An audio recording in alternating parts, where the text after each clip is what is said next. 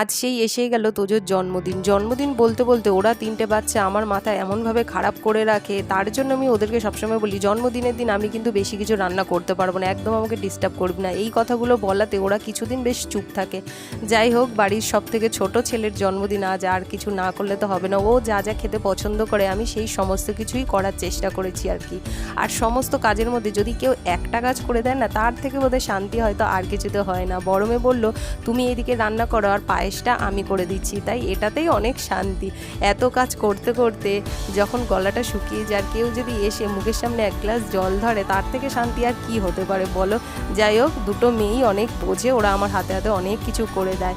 আর এই রান্না করতে করতে আমার কিছুটা ওইদিকে কাজ ছিল, তো আমি সেটা করছিলাম। আবার মেয়ে বললো যে আমি তাহলে ভাইয়ের খাওয়ার থালাটা গুছিয়ে ফেলি।